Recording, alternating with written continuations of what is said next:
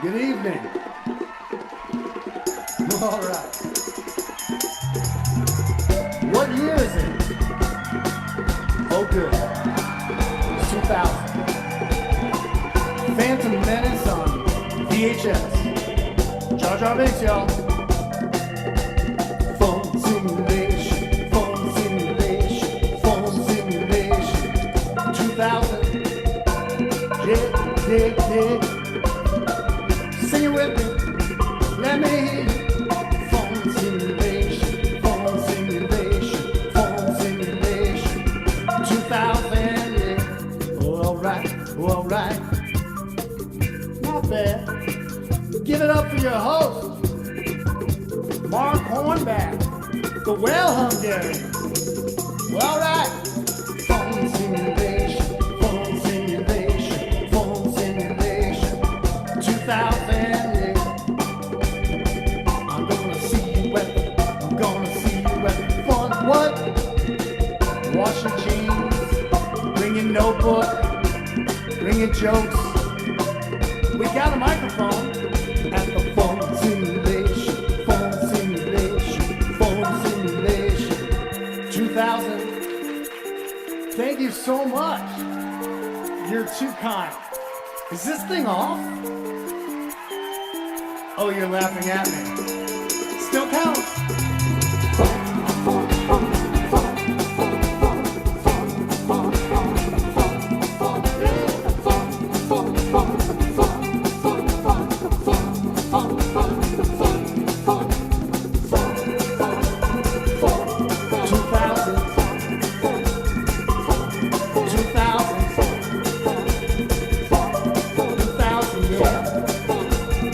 Phone simulation, yeah. Phone simulation 2000. I can't hear you.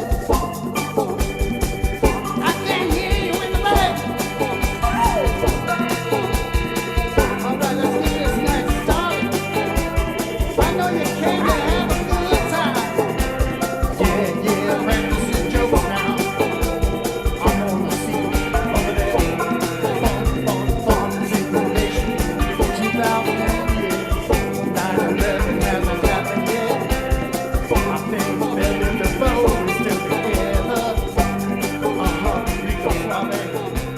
Yeah. Whoa, you guys saw me. You guys saw me type my set list as I was getting it from my notes into my computer, which is great. So you guys already know what I'm gonna say, and I can't find myself. That was Ian Ryland Smith dancing. Oh, I'm still shit. Now it's pink. A commercial playing. This is a very bad mic. So you already know what I'm gonna say. That's gonna work very good. Can I mention Button Down Comedy's Quarantine Comedy this Friday at 8 p.m. Eastern Time? I just did, Gio. I just mentioned it for you.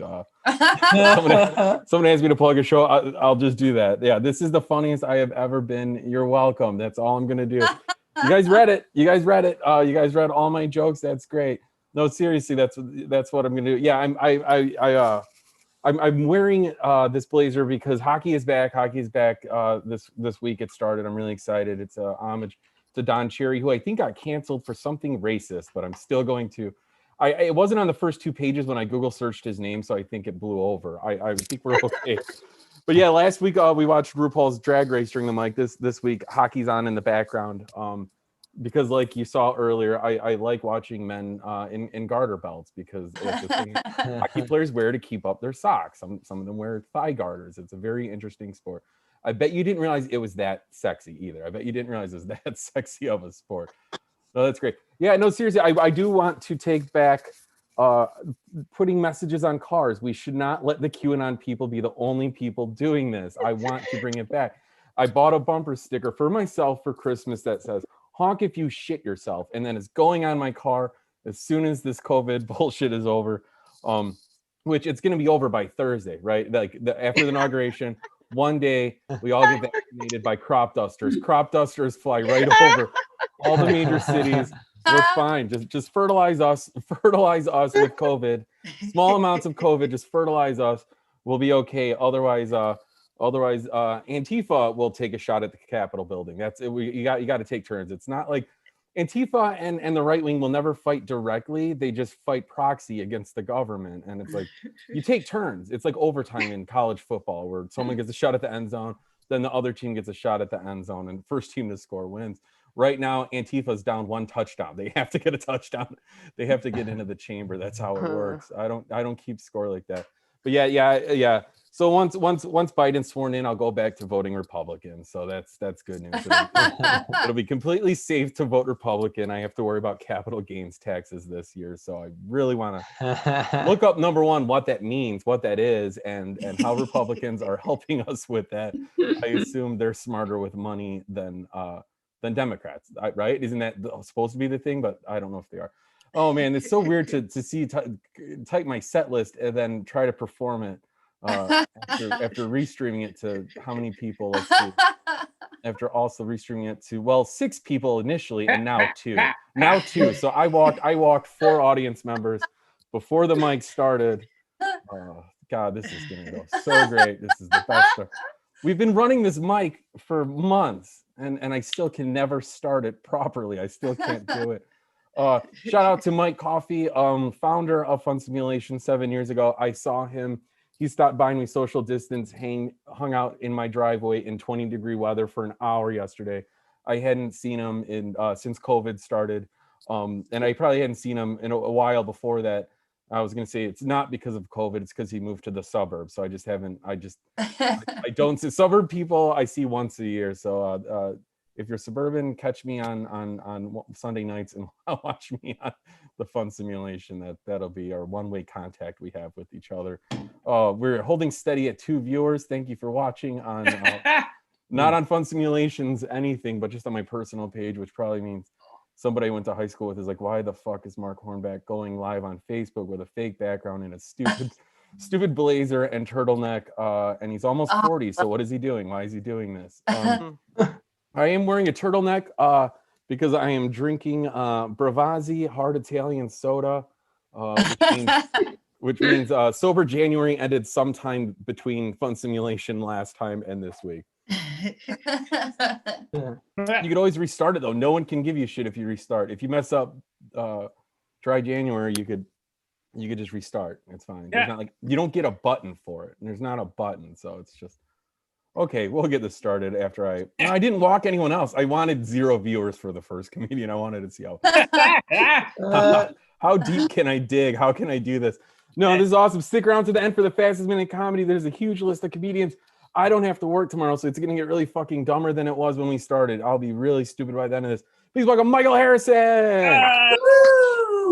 I love hockey too. What a great way to start, right? Yeah. I'm Canadian, so that's obvious. But like, I think I get why Canadians like hockey, right? There's like body checks, there's concussions, there's what else? There's broken limbs. It's like the only sport you really appreciate if you know you got free healthcare. Right?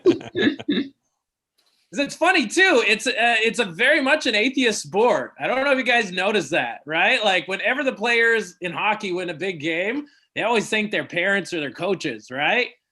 Which is different in America, right? Like I watched a football game and I remember seeing a guy win the game and he thanked God and he played on a Sunday, you know?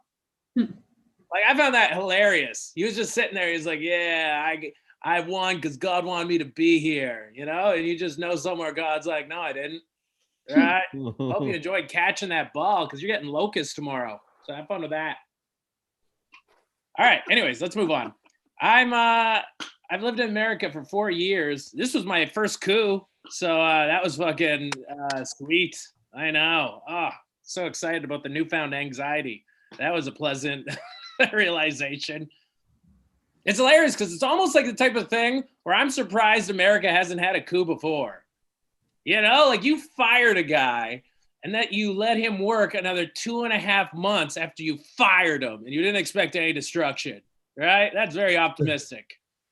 Like when I was 17, I worked at McDonald's and I got fired. If you let me work another 2.5 months after that, there's not one piece of food that wouldn't have touched my balls. Yeah, it's very impressive with you guys. During this pandemic, I realized I'm quite vain. I recently just got a face moisturizer that promised anti-aging results. Yeah, so I put some put some on my forehead, and I ended up getting a huge acne breakout. So yeah, it works. Right, because I notice everyone is very vain. Very vain. Like people dress up everything. We even dress up our beds, which I find hilarious. You know, like I went out with a friend. She invited me to go out to buy decorative pillows because apparently even your bed has low self-esteem. Who knew, right? Right. So I asked her. I was like, "Why do you like decorative pillows?" And she's like, "Oh, I just want to make my bed look nice." And I was like, "If you're tired, the bed will look nice." You know, like, I've slept on a stapler before. Trust me. We get to a point. And also, like, think about it. How many people are coming through your room where you need to make the bed look nice? Like, if that many people are coming in and out of your room, you probably already know how to impress them. Right? Because I feel like we're really pillow crazy. I know, and I talk about this because the pillow guy went into the White House, and I'm like, America is very pillow crazy. But it's so true. Look at it. Like, I travel across this country touring, and it's hilarious. Every hotel I go to has 6 pillows. 6. That's just for show. I've only ever slept with 1 pillow. Like when I first went to a hotel with 6 pillows, I didn't even know if I knew how to sleep properly. I was like, am I doing this right? Does everyone in this hotel sleep with 5 other people? You know? And I don't even get that one long cylindrical tubular pillow. Who's that for? Right? Whoever walked up to the front desk like, oh, I feel like I'm sleeping on a plush pipe. Yeah, that would be amazing. That'd be dope. I don't know. I got a minute. Anyways, I better let you guys go. But I put a sketch in the chat. Please like and subscribe and enjoy the rest of your sets. Thank you so much. I'm Mike Harrison. Cheers. Yeah, thank you, Mike Harrison. I love it. I mean, we are pillow obsessed. The My Pillow guy is Trump's closest advisor right now, which is strange. I understand his game though. Think about it. How many of us lost sleep around the election? How many of us lost sleep, and then he gets to pitch better sleep by keeping us up at the threat of insurrection, civil war, and possibly nuclear war? I don't really. I mean, that's smart business. That's better business than Trump has ever ran, I feel like. Let's go back to selling pillows and steaks. Our next comedian coming up, Amber Gill. Woohoo! And mute myself. Thanks for having me. Thanks for having me, Mark. Yeah, the pillows are to build pillow people that you cuddle with. Pillow friend or pillow girlfriend, as you will. I'm like, what do you do in Canada? I don't get it. Yeah, thank you, Mark, for having us. I like the term you use, suburb people. You like, I only visit suburb people like one time a week or once a month or something. I'm about to go back to work, and work always involves what I'm gonna call now suburb people. They really like talking about, and it's fair, it's whatever, it's okay, but a lot of children, mortgages, vacations, yard work, suburb people. I relate to almost none of it because I'm a like emotionally immature person. I don't know. I go to there's someone who's running what is like a parking lot car mic. They use a transmitter, so you perform comedy, people say their cars and people respond, flashing lights and honking horns. And people are surprisingly into it. I'm amazed at how much people participate. A lot of male comics have come up to me and just kind of mentioned it, like it's really jarring, right? It throws off their timing when people like honk. And I was like, oh, weird. That's like one of those rare female advantages because women barely hear it when strangers honk at us at this point. It's like it doesn't even faze me. Yeah, definitely doesn't affect my timing. It's also really nice to get back to some open mics because I'm not gonna lie, you guys, I just really miss rape jokes. Like I have a lot of girlfriends I hang out with. Yeah, but you'd be surprised how rarely we tell rape jokes, even though they're super funny. I really have to go to open mic and just hear the way men can really make a really good rape joke. Shade. I love that you were watching RuPaul and hockey. I don't know which one is gayer. I like it though. I have a friend that really fetishizes on Jesus. Like she thinks he's really hot, a type, if you will. He is portrayed as very attractive, right? Very broad-shouldered, tall, muscly. Makes you question if there wasn't maybe some like shorter, wiser messiahs around that people are like, yeah, Buddha's like smart and shit. But did you see the dude on the beach? Yeah. Jesus. I don't know. He's just like, there's something about him. He's really interesting. Yeah. These kids out here think they like invented thirst traps. He has 2.4 billion followers. What? You have 12,000? I'm so sorry. You know. Work on that. I'm so close on that one. Okay. How much time do I have? I'm 1 minute. Okay, thank you. During the pandemic, I thought of a lot of things, like as far as trying to make supplemental income, and I've always had that. Speaking of followers, I always had that fantasy of having an OnlyFans page, because you know, using men like ATM machines, but from the comforts of your own home. Like, I dare you not to have that dream. It's like so sweet. But I quickly learned with research that it's all about building up a fan base, which involves like being nice to men to kind of like lure them in. And I was like, I'm out. 2020, I'll let that dream die too. I'll end it there. Thank you so much, Mark, for having me. Yeah, thank you, Amber Gill. Oh, yeah, Amber, you actually did have 1 minute remaining, but there's also a thing at this mic where if you ask how much time you have, it's always 1 minute. Like all these rules you learn as you go. Yeah, I just learned it saves time. If anyone's asking how much time they have left, they want to hear 1 minute. That's all they want to hear. If there's less than a minute remaining, then no, that I don't do that. You can't keep resetting the scoreboard like that. We don't do that. No, if people are seriously putting transmitters on mics and getting together in cars to do an open mic, you have my blessing just to start an underground in-person one. Go ahead, give each other COVID.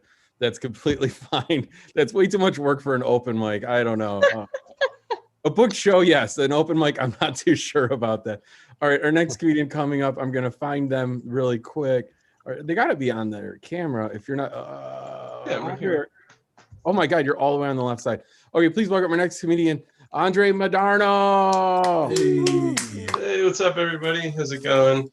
Donald Trump is leaving office on Wednesday, and I'm still a little bit torn on what I think about him, because he said some stuff that I found pretty offensive. It was kind of gnarly, but he also said he's the least racist person you'll ever meet in your life. And I was like, oh, I hadn't thought of that.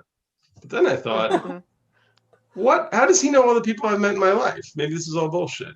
But then I thought, what if he's the least racist person on earth? So it's a moot point. So jury's still out on that one for me.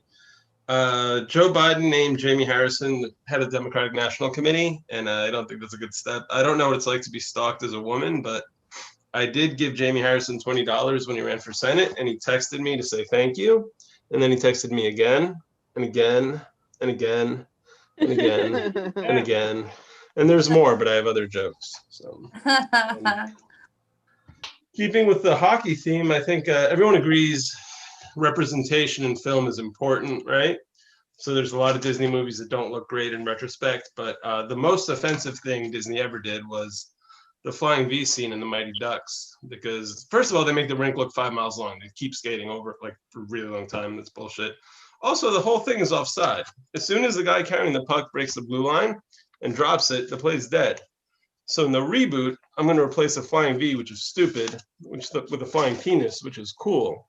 In this version, each defenseman portrays the role of a testicle, and they pass the puck back and forth, building tension as they skate up the ice. The goalie is the base of the shaft, because obviously you're only going to use this if you're losing, so it's like an empty net situation. And then right as they break into the zone, they fire the puck through all their legs, and it explodes in an orgasm of goals. My idea. My mom has 4 friends who have been kidnapped, not as a group, individually. She grew up in a fairly privileged background in Colombia in the 70s, and like Colombia now is like Miami, but in the 70s and 80s it was pretty dicey. And one of her friends was rescued by the Colombian military. 2 of them paid the ransom. They got to go home, One of them was executed. Yikes. But when you think about it, those are pretty good odds. If you were taken hostage in a war-torn country and they're like, there's a 75% chance you're going home, you're like, fuck it, I'll do it. It's a great story. It's better odds than marriage. The experience is worse, but you know what I mean? You might get out of there. My dad is from Argentina, which means he's like a white guy who speaks Spanish unless he gets angry and he speaks with his hands. That joke's about mountain biking. It's actually about Italians. But growing up, I only had one Hispanic friend until I was about 17. It was this dude, Alex, who's from Argentina also. And he was white, but like proper white, man. Not like Jewish or Catholic or white ethnic. Like in the summer, he didn't burn or tan. He just turned golden. Like he looked like his natural habitat was the deck of a yacht on the North Sea. I didn't start the rumor that his grandfather was a Nazi war criminal, but I didn't stop it either. So for a while, I was down to 0 Hispanic friends. And I'll say one last thing. I think it's weird that incels keep talking about it. Like Christians are supposed to brag about being virgins. Everyone else lies to cover it up. There's actually one other thing that's weird about them, that they think it's because they're ugly, that no one has sex with them. And hot chicks have been banging ugly dudes forever. It's the whole point of rock music. Also, Wall Street. Like I went to high school with some fucking mutants and they work in finance now and they're doing fine. So good night. Thank you, Andrew Madrano. That shirt is awesome and totally acceptable. You are allowed to wear that shirt as I'm cracking down on this mic. Ian has a shirt he's no longer allowed to wear to this mic. I'm thinking about burning it actually. Okay, you could burn it on this mic. You could burn it on this mic. That would be great. It basically it's a John Miles shirt. He's a Trump supporter and he was at the Capitol insurrection. Oh, I'm You sorry. make fantastic music though. I'll be really quick. I have a friend who's in a band, and they found out the bass player in their band was one of the people who stormed the Capitol, which is weird. Also, everyone else in the band is black. How crazy is that? Wait, that's like you know what? And he probably is the least racist person you'll ever meet. Like, just like Trump, he's so not racist that he's horseshoeing to being fully racist. It gets confusing. Once you become so not racist, you could be confused for a Klan member. It's just how it goes. Yeah, John Miles. Don't wear his shirt. Don't listen to his music. He sucks. Also, I tweeted at him and then he followed me because I said I was going to throw a can of soup at him if he showed his face in Chicago. And then he followed me and then I blocked him because I don't want him to hurt me because he's a large man. Okay, our next comedian coming up. Please welcome Gary Hughes. Oh, thanks, man. In high school, I stopped reading, right? So I was very bad at reading. One of those, when they read out loud, popcorn, I was like acting like I was asleep. So I was forced to read and I didn't know what an ellipsis was. I didn't know how to read it out loud. So I just took the last word and I just faded it out. And everybody laughed at me because I was like, and I think the sky is blue, blue, blue, blue, blue. I was like, that is not a fucking, what are you doing? I was like, I was remixing it. I am happy. I say if Trump is guilty, he loses that $200,000 a year pension, and he loses the Secret Service, and that's gotta hurt. From having like security as like ex-Navy SEALs to this dude that keeps getting brain freeze from his Slurpee. He's like, yo, Lonnie, stop it. I had to hire Lonnie. I'm sorry, y'all. Stop it, Lonnie. I just thought Lonnie's a stupid security name. I don't know why. Like a security guard that has like hot Cheeto hands. One of them security guards, no crazy ones. Those people that's on the no-fly list, like, just drive home. It's the East Coast. You could drive 10 miles and hit like 8 states. It's like no big deal. Just drive home. You don't have to fly home. I have a lot of Playboy magazines and I show them off. And every time I show people are like, yeah, I bet you those pages are stuck together. And I'm usually perplexed. I'm like, what do you mean? It's like, because you come on them. I was like, coming on paper is not my thing. I keep a blue towel by my bed like everybody else. You know what I'm saying? What are you talking about? Why would I just come on paper? All these trees and the Amazon, you think I'm just coming on paper? Come on, man. That's not me. I don't do that. I mean, I would do that if I was immature. I'd probably like come on paper and like make a paper airplane and go to like a big roof and then drop it and see who it hits. That's probably how like the 72 virgins got pregnant. It's like a semen paper, I'm like a kamikaze of semen planes. Anyway, people fostered people. I know this is stupid shit. And people fostered a lot of animals, usually mostly cats and dogs in the beginning of the quarantine. I was like, let me go ahead and do my part. And I went ahead and bought an ant farm. 50 harvester ants that looking for a home. I brought them in. And then they died in 3 weeks, dude. They supposed to last for like 6 months. They died in 3 weeks. They were overheating in my room. I'm just a bad parent. I was just this guy just breaking off like hot Cheetos and putting it in there. Come on, y'all, feast in this. And it just wasn't good. Gave him cancer. I'm sure I have cancer. That's all I did in middle school was eat liquor store food. I'm talking like Hot Pockets. Yeah. Put the Doritos in the Hot Pot like every night. Like I'm sure cancer's just sitting dormant in my body. Like, boy, I can't wait to just pop out his ass. Like I'm a walking like social science experiment. It's like, yo, let's feed him all this shit and put him in public school and see what happens. All right, keep going. My friend that got top surgery. They transitioned. They got top surgery, and got their breast removed. And I was like, I wonder if they got penis stuff. They were like, yeah, they got penis filler. Actually, you get a whole like reconstructed penis. I was like, you could build your own penis? Oh, what? Yo, let me get like this kind of brown penis. Let me curve to the left this time. Vein up the middle right. Hey, circumcise me this time. I'm tired of uncircumcised shit. Anyway, I'm Gary Hughes. Thank you so much, man. Appreciate it. Yeah, Gary Hughes. Yeah. Woo. Yeah, woo. I like it. I don't want Trump to lose his Secret Service detail because I feel like they're more protecting us from him. Like at that point, like once he's out, like then someone's keeping tabs on him. Like someone's got to follow him around that we trust a little bit. I'm also scared of what kind of personal security he would get. I think we saw them at the Capitol this week. Just all of those people in giant pickup trucks driving around, following him everywhere. You know what? He deserves that. There you go. How about he does deserve that? Our next video coming up is the resident dancer of this mic, Ian Ryland Smith. Woohoo! Thank you very much. Yeah, John Mouse, rest in peace. What a fucking asshole.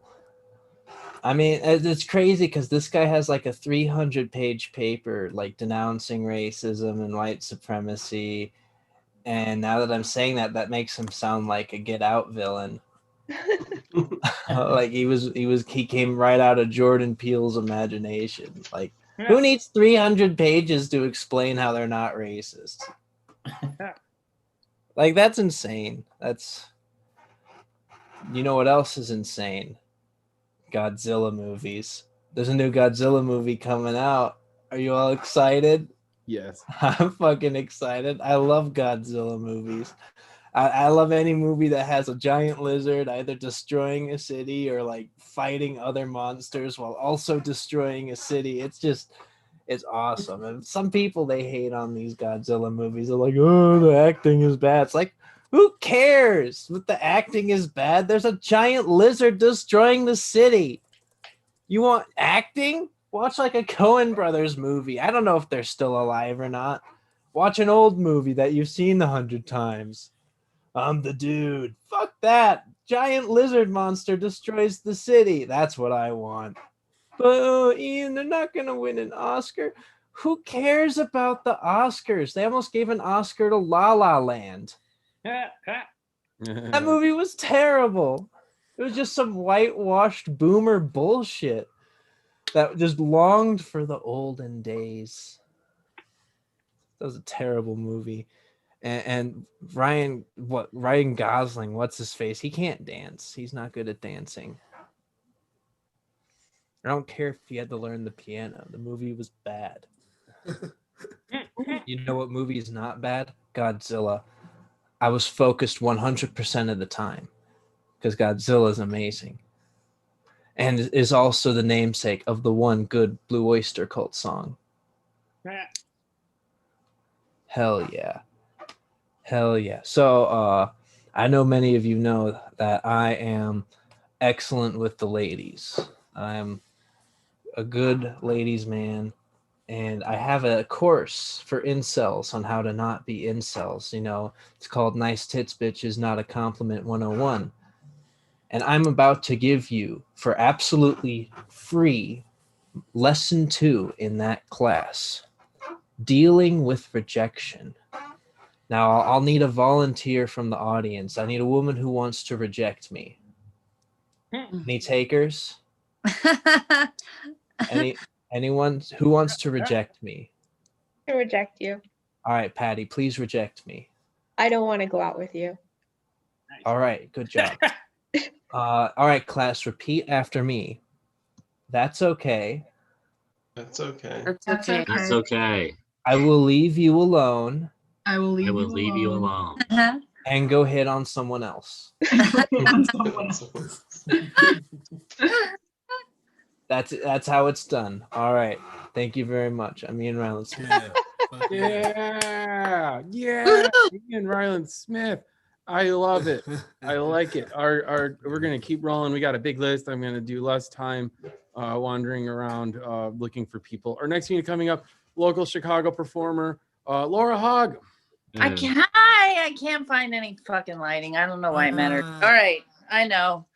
Let's see. So I've been talking to my therapist about relationships, trying to figure out why I experience love the way I do. You know, I mean, I think everyone should have love. I think everyone should know the feeling of being masturbated and stabbed at the same time, you know? So it's like, no, nobody else was okay. Is that too personal? Is that what's I think it's because my parents, I wonder, like we were talking, my therapist is like, tell me about your parents.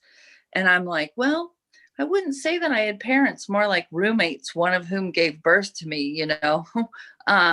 My parents were divorced though when I was really young, and I was raised by my mother. There were 4 of us in my house, my mother, me, my mother, it works better when I don't fuck the joke up. There were 4 of us in the house, me, my mother, and her nipples. That's what I wanted to say. Yeah, my mother didn't wear a bra my entire childhood, which, you know, I'm a middle-aged person now. I'm a fan of nipples. Like peer-to-peer nipples are great. But it's, you know, a different thing for a kid to have to navigate sexual waters with you. I'm just saying, Maggie, wear a bra once in a while. Like, you know what I mean? Like, don't make me do all the heavy lifting, or in my mother's case, the medium lifting. But also, you know, my father was married 3 times. He was married to my mother for a couple of years, then a woman for less than a year, and my stepmother for several decades. Both my mother and my stepmother are alcoholics. And I said, well, what happened to the woman in the middle? He goes, she didn't have any problems. I was like, well, do you see a pattern? And he's like, yeah, I see a pattern of knowing what I like, you know? My dad and my stepmom are the kind of couple that fight, like, even though you're there, you know, like they'll invite you over and they'll put out drinks, snacks, and all their personal business and invite you to share in it, you know, but you didn't know that's what was going to go on. And then during the pandemic, suddenly, for whatever reason, my stepmother decided that she couldn't take it anymore. And she kicked my father out of the house after decades of marriage. So this 70-year-old man calls me from a hotel room crying. And he's like, your stepmother got a restraining order on me. What should I do? And I'm like, I think you should get a neck tattoo. I mean, that's usually most of the people I know with restraining orders have one, you know. You know, you're never too old to start over, Marty. Thank you. But you know, I'm still hopeful. So I get a lot of my relationship tips from Google. And they suggested, like, you know, upping my domestic game. So I've been trying to learn how to cook more. And the other day I was in line at Trader Joe's, and somebody farted, and it was strong. Even through my mask, I could smell someone farted. And I was like, oh my God, that smells so delicious. What did you have to eat? I need to get that recipe. All right, that's all I have. Thanks. Laura Hogg, thank you. So that's something. Loud blazers and not wearing a bra. That's something me and your mom have in common. I never wear a bra either. She wears one now, but I'm she's like out of the game, you know. I'm working up a lather in here. It is hot under a turtleneck and a blazer. Why am I doing this? It was funny when I thought of it to myself. I'm going to probably be changing out of this very shortly, on camera, of course, because it wouldn't be me if I didn't accidentally go shirtless on camera. Our next comedian coming up, please welcome Yash Punani. Ooh. Hey guys, hello. Thanks a lot, Mark, for having me here. So wanted to talk about what went on in DC on 6th. What a shit show, right? I mean, I was looking at all the flags that were there. I mean, the Confederate flag for the first time in the Capitol building, and all these Trump flags and flags with Jesus on them. I mean, how did Jesus get involved? Why is Jesus in that whole thing, right? And then I was thinking, here's the thing. There was an Indian flag. Did you guys notice that? Indian, my kind of Indian, okay? Yeah. What the heck? I mean, these domestic terrorists looks like they brought along their own tech support team. I was looking at all those slogans and banners and everything. Not a single spelling mistake. Right away, I knew Indians had to be involved in this whole thing, right? Yeah. I mean, we Indians, there are all kinds of Indians, including gullible assholes, who now think that they're white enough to storm the Capitol building without any consequences. By the way, that's now, but back in the 80s when I came here, there were not that many Indians around. And I remember watching a movie, Gandhi, in a theater full of white people and just me, one brown guy. And anytime anything strange happened on the screen, everybody would turn around and look at me like I was supposed to explain away all that craziness on the screen, right? My buddy goes, "Oh, look at Gandhi," right? I mean, he was there in his loincloth and topless, and he looks at me like, "Oh, this is how you guys dress in India? Come on, man, come on." But check out his six-pack, though, right? I mean, he looked pretty cool. He almost looked like Jesus. Yeah, Indiana Jones is another one, right? I mean, folks would stop and ask me, "Do you guys really eat monkey brain?" They would ask me. Like, of course, I mean, monkey brain is for special occasions, kind of like your surf and turf, Indiana Jones is not a freaking documentary, you morons. Not you guys. I'm talking about those guys back in the 80s, okay? You guys are fine. By the way, this cuts both ways. Our views of the Americans were completely influenced by Hollywood movies as well. So much so that when I first walked out of JFK in '83, I totally expected a blonde and a brunette to meet me there and take me home with them. Right. You heard me right. I said blonde and a brunette because even in my fantasies, I was even-handed, okay? I know. Some of you are thinking, yeah, what about the redheads, the blacks, and the Hispanics? You know what? I totally blame Hollywood for not having enough of these people in their movies to deprive them of roles in my fantasies. Got it. I mean, so many stereotypes for us Indians. Which one should I conform to? I mean, definitely not the singing and dancing Bollywood. Nah, not my type. Nor the thank you, come again type of bobblehead. Nah. After these 37 odd years in the US, I'm still trying to figure out the right pigeonhole for me. Until I do that, I will continue to be that confused immigrant, influenced by movies like Godfather and Goodfellas, after which I know all my pastas and how to cook them al dente. After watching shows like Marvelous Mrs. Maisel, I'm still trying to figure out if I'm a mensch or a schmuck, because I've been called both. Thank you. That's my time. Josh, your camera went out, but you still did good. We didn't even have to see you. I hope you didn't have any props you were using or or anything. But no, yeah, it was just spinning. But it's all good. Thank you, Yash Punani. One more time for Yash. Yeah. We're gonna roll through to our next comic from Chicago and has actually attended Fun Simulation in person because it's probably the closest mic to his house. That's usually why people show up. I don't know. On Sunday. It's the closest mic to his house on Sunday night. Please welcome Andrew Shankland. Yes. Hello, everyone.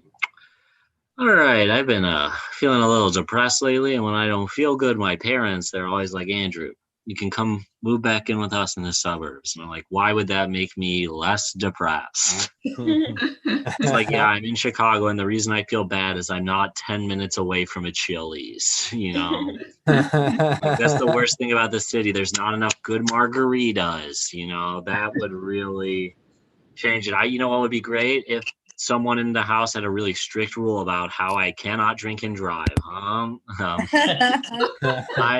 like arguing with my parents now that I'm an adult because there's not anything they can do, you know, like I'll be on the phone with them and they're like, go to your room. And I'm like, I'm already there, Mom. I'm in a different city and I'm here right now. It's the only one I have. Okay. I didn't really get a sex talk. I was raised Catholic, didn't really get a sex talk. The closest thing I got to one was I was in 4th grade. I was watching PBS. My mom sat down and she said, Andrew, you're going to like girls, but that doesn't mean you have to do anything about it, which is like, is that a sex talk or a shakedown from a mafia movie? Like, oh, you got a nice penis. It'd be a shame if anything happened to it. You know, that's... did we lose audio for a second there? No, I'm kidding. It was not a good job. Thank you, folks. They say that men can't go 5 minutes without thinking about sex. I think that's dead wrong. Okay, I'll tell you why men can. That's not the case because I'm a man and I can't go 1 minute without thinking about my ex, and we never had sex. Figure that one out, horny losers. Okay, this is a perfect joke I've written. So if you don't laugh, it's your fault. George Bush famously said that he would not negotiate with terrorists. I feel differently, and it's not anything political. I just love throwing parties, you know? I love to entertain. It's like, I feel like if we want to figure some stuff out in the Middle East, let's crack open some cold ones with ISIS first. That's what I think. Play a little charades, right? This is what charades with ISIS would be like, huh? We got three-word phrase. Ready? Death to America, huh? Death to America. Hey, who put that in there? Was it Muhammad, or Muhammad? It's a common name. Very common name. Not racist. Cut it out. That's what I say to ISIS, huh? Cut it out. Okay. I really have been trying to make that a punchline in something. Cool. Well, great joke. Everyone makes fun of China in America for having like compulsory military service, which I think is kind of weird because it's like we make every 7-year-old play team sports. Like, it's not like that's that much better. You know, like I feel like I would have had a less traumatic experience serving in the military than I did playing youth soccer. Like, I'm saying, like, I still like wake up with flashbacks to my coaches saying like, yeah, we don't know what you can do for this team. And I'm like, there aren't rules. We're children. We run on the field and there's nothing. I've been thinking about becoming a weed guy. I've never smoked weed, but I've been feeling very anxious lately. And I've been like, oh, maybe that's what I need. And it doesn't feel good to call your stoner friends and be like, can you help me get my life together? You know, it's like, I think you guys have the key that I need. Okay. So that Death to America joke is great. And I'm going to keep doing it. Okay. I'm done. Thank you. Thank you, Andrew Shank. Love it. Great stuff. Yeah, I'm not going to keep repeating it because we're probably on a list. I don't want to steal. That's your new punchline. That's going to be your, like, when you get big, that's your get her done. That's what. Oh, yeah. I'm gonna do. I now look like a member of Kraftwerk since I took the blazer off. I need to bring out my drum machine and synths for you guys. Between the show and the fastest minute, I'll be doing my synthetic instrumental that's 25 minutes long. I want you all to listen to it. Then you get to do 1 more minute. No, we're gonna keep going, guys. This is exciting. Our next comedian coming up. I think he's got a show to plug himself. Where'd he go? I don't see him. Where's Gio? Oh, is he not here? What happened? Oh, he's here. I'm here, waving. Oh, there we go. Oh, now I got it. It's the virtual backgrounds. It throws me off. Next comedian coming up, Gio Wagner. Woohoo! Yeah, this Friday, Button Down Comedy has a quarantine comedy at 8 p.m. this Friday. Some of the displaced comedians you may have seen, Ralph Anthony's headlining. So come on and watch it. It's free. Nice. Earlier, Michael Harrison was talking about how after sports, the team says, we won this because God loves us. You don't hear any of them say, we lost because Jesus hates us.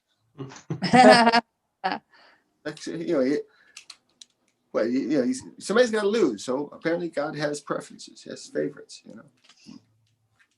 And is it just me, or were you guys kind of thinking, well, I'd fire him 2 months early at McDonald's just to see what he does with the milkshake? They said he would put all the food would hit his balls. I want to see that. Oh. Now, of course, everybody knows about what happened on the 6th in the DC. My father is kind of right wing, and he keeps telling me that the GOP follows the Constitution. Can anybody tell me what section of the Constitution says it's okay to raid the Capitol? Because I can't find it. I've looked. And they had the rally cry of 1776. Really, I think it should be more like 1861 for the Civil War. Unless, of course, these red hats are working for the wannabe king. Then I guess the Revolutionary War analogy does work. But, it strikes me as odd that these people are anti-mask. Because if you run into somebody who's anti-mask, again, I'll give you a few tips. You can tell them to prove to them that masks are not useless. If you're going to raid the Capitol, masks are not useless. If you're going to talk to a reporter after raiding the Capitol, masks are not useless. You may also want to maybe not give them your name. Just a few tips.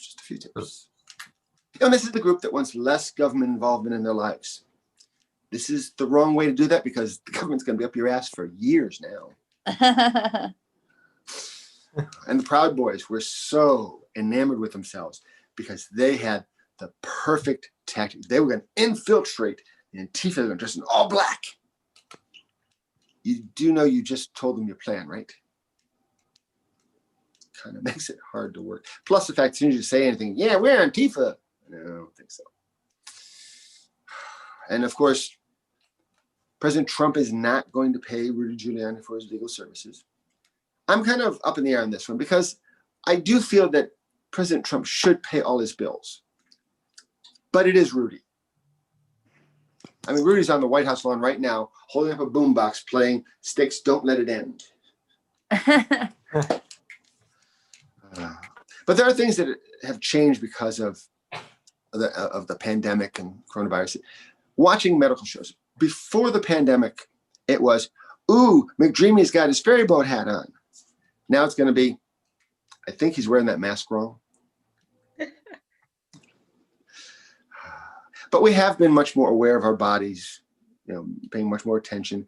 And the human body is a marvel of design.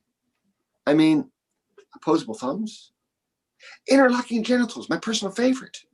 But who had the bright idea to put air filtration and food intake in the same pipe? And for the heck of it, let's drain our sinuses in there. I mean, let's do something useful. Like when I see a pretty girl have my abs get hard. I think they just, they did the interlocking genitals and figured we can coast from here. I'm going to end on this one. If a CDB store starts selling alcohol, would it be an ABCDB store?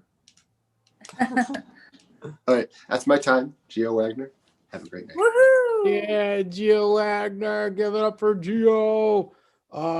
Check out his show next Friday. Ralph Anthony's not here. He's headlining there, so he's dead to us. That's what he is. He didn't show up tonight. He's dead to us. I'm very upset. He's hardly missed Fun Simulation, so I'm sure he's busy writing material on his whiteboard or whatever.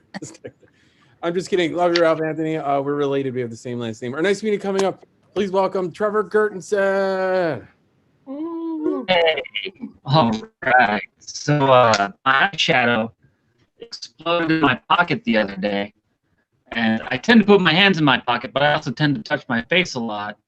I didn't realize that it had exploded.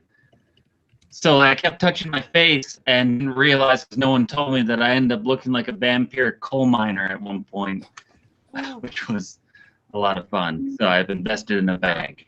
That's the end of that story. So I found out recently that one of my friends was hospitalized after drinking too much Ovaltine, which caused her liver to become inflamed. Ugh. And I've seen Ovaltine, and I don't remember that information being on the label. Right? Like, I don't need to know how much riboflavin content is in there. I need to know if I'm going to get liver damage from drinking this. And if you don't know what Ovaltine is, it's basically the Nestle Quick for adults. That's all it is. But I asked her how she knew that the Ovaltine was the cause for the liver inflammation. She said, well, I had a sore throat and I couldn't chew solid food, so I just kept drinking Ovaltine. And I was like, well, how much Ovaltine were you drinking? And she said, 18 servings a day. 18 servings is 36 tablespoons of Ovaltine. I once tried to eat 10 tacos, and that was a mistake, but not as bad as drinking 36 tablespoons of chocolate milk. It was crazy. I was in when I was in high school, they had us do winter survival, in which we had to spend 8 hours overnight outside. And all we were allowed to bring with us was a single match to light a fire and a tarp, so that we could like dig a bed out of the snow and lay the tarp in. The problem with that is that if I were to get stranded out in the wilderness, not only would I not have a match on me, I would not be carrying a tarp on my person or in my car. Right? And here's the thing. I don't know how safe that is. Because, like, I don't know if anyone's watched the news or has YouTube, but teenagers can't be trusted 2 hours alone indoors in the safety of their own home, especially now that they can film everything. So they basically had us go out and dig our own wintry graves out of the snow. I'm not entirely sure, but I feel like their curriculum was created while they were high watching a Martin Scorsese film. That went down. I like true crime a lot, and I was listening to one of these podcasts, and they're talking about how all serial killers have a common characteristic. And so the most common characteristic among serial killers was that they have substance abuse problems, which I thought was interesting because I thought the most common characteristic was that they were murderers. Right? That seems most often. As I've been watching a ton of documentaries, and I was watching one of those Sam, and they're talking about how, like, by the 8th victim, the 8th person within Brooklyn that was shot the exact same way as 7 other people with the exact same gun may not be a coincidence. I tell you, that was the police on the news. Yeah, the people in town knew that that wasn't a coincidence. But I love how all serial killer stories always start with, yeah, by about the 36th murder, we figured out that you might be linked as a profession. But I'll leave with this part of that. The one thing I do like about serial killers is the shallow grave thing. Because I think that's the most relatable thing about them, right? Because I can't relate to murder. I think murder is a horrible thing, but you know what I can relate to? Not wanting to finish digging a hole. All right, thank you guys. Yeah, thank you, Trevor Gertensen. Your video was going in and out. It was like a slide presentation. It was like you were talking over slides of you moving to the positions, and then it was freezing. It was really, I couldn't tell if it was a bit or not, but your audio didn't cut out. That was great. Thank you, Trevor Gertensen. Lovely stuff. Really fantastic. Our next comedian coming up from Portland on the West Coast, Patty Mansbach. Thank you. Yeah, we got until Wednesday, guys. Until Wednesday. And then I get to see my crush, Jill Hot Body Boom Body, in the White House all the time. Oh, I'm so excited. I'm so excited for Dr. Biden. Joe's not allowed to call her anything else. You know that he just has to go home and like, hi, Dr. Biden, how was your day? Maybe Dr. Jill, if he was lucky. I'm so excited. She's such a babe. Yeah, and I'm happy because he's gonna get inaugurated because nobody remembers the loser's spouse. Like, who is Hillary Clinton married to? Because I have no idea. Let's see. Oh, my Spanish teacher, he sent us an email with a homework in it, but it's all in Spanish, so I don't know what it says, so I can't do it. Sorry. Maybe he should have been a better teacher. That's on him. Never did my homework anyway. Let's see. A couple weeks ago, I was waiting for the bus because they just let me go into work, whatever. It's just a coronavirus. That's fine. I've had those before, right? Anyway, I was waiting for the bus. And then this naked woman, she ran up to me and then she slapped me in the face. And then she went off. I know. Some people have to pay for that. And I got it for free. How did I get so lucky? Right? I was a shitty person when I was younger, so I feel like I deserved it for a past life. 3 of my coworkers are pregnant right now. I know. I got new birth control this year and no one told me congratulations, whatever. That's fine, I guess. Sure. Yeah, well, all the times I have sex and I don't get pregnant. Where's my cake? I deserve it for that. Because, yeah, I used to get laid all the time. And by all the time, I mean like once every 3 months. So for me, it was like all the time, you know. Afterwards, they'd be like, thanks, see you next quarter. Boo, boo, boo, boo, boo, boo, boo, boo. But now the celibacy virus is very real, guys. I mean, I had it before though. That's because I'm like unpleasant. I know. But new year, new me, right? Yeah. Woo, woo, woo, woo. I was last year in the beginning of 2020, I was gonna lose 10 pounds. I weighed myself. I actually gained 10 pounds. Yeah, I got the number right. I'm so proud. I did it. Halfway there, everybody. I really like the new year because it's the anniversary of the first time I made out with a guy. Yeah. One time when I was, 21, whatever, all in our own time, I went to this frat party at Rutgers University in New Brunswick, New Jersey, just like, woo, woo, woo, woo. Yeah, I mean, I didn't go to the school. I just went to the party. And the clock struck midnight and the guy made out with me. And then afterwards, I said, I don't know your name. And then he said, I don't know your name either. I think we should leave it that way. Oh, brutal. Whatever. It was the Jewish frat, so that shit was kosher. I'm in the clear. I don't know. I was thinking about my first crush the other day. I was in 2nd grade, and his name was Andy, and I had like the biggest crush on him, and I would like write in my diary, and I loved him so much, and he never liked me back. That was like my first of many experiences with unrequited love. But as I get older, I realize it doesn't matter because he's dead now. So it all worked out in the end. Yes. Oh yeah, maybe he had a congenital heart defect, or maybe if I can't have him, nobody else can. Do you guys know people, did you know most people don't shower with their glasses on? That's, wow, something new to me, I've been doing that for like 30 years of my life. It's great. I sleep with my glasses on so I can see my dreams better. And one time, one guy said I'd be more attractive if I got LASIK surgery. And to that I say, fuck you. I don't want to shoot lasers in my eyes. I want to shoot lasers out of my eyes. Where's that surgery? Because I want that one. All right, I'm out of time, everybody. Thank you. Yeah, thank you, Petty Man's Dog. That's great stuff. We're gonna keep rolling. People waiting to go up are dropping like flies. Let's check the view count. No one viewing right now. We are perfect. Yay! Yeah, we did it. My mom must have gone to bed. Guys, we got a nice video coming up. Please welcome Martin Pavkovic. Hey, everybody. Yeah, so today's my kid's birthday, and tomorrow he gets to bring in a treat for all the kids to share. But with it being COVID and like all the dietary restrictions they have at school, it was a short list. So he chose powdered sugar donuts. And I'm like, that's fine with me. But my wife's like, I don't know, that's a good idea. It was messy for the kids. I'm like, no. I mean, I'm actually kind of glad.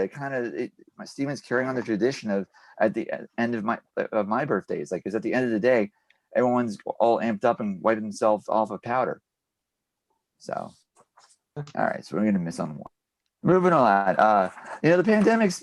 I had a lot of problems. I got bored a lot. I got so bored, in fact, that I actually would like look forward to those robocalls because I'd play a game. I'd play a game of who hung up first, and I always usually wound up winning it because when they would like the one time someone was trying to sell me solar panels, and I was like, solar panels?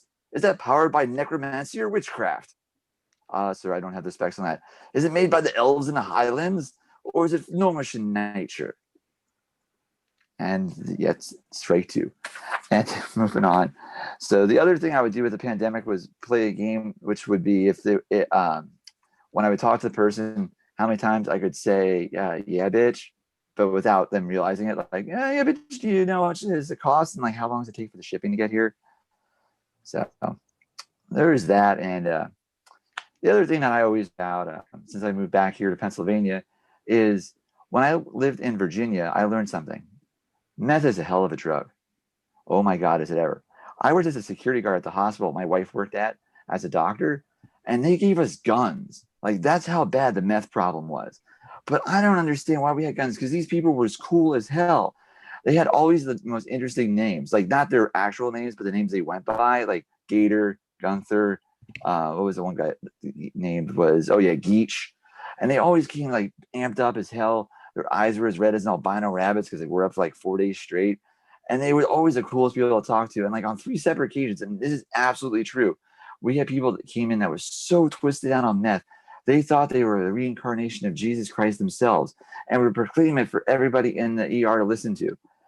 And after the 3rd time this happened, the one nurse was like, Martin, this is a tragedy. I'm like, yeah, it is. I just wish I had a web camera set up. And we had like all 3 of them there at once, because I guarantee you I could have made some money off of that. If I could like corral them all into one room together with web camera set up, I could make some serious money on that. 3 meth head tweakers in a room. Only one will exit. Find out who's the true Messiah tonight, live on Christ Fights. All right, so I'll just leave you with one last thing.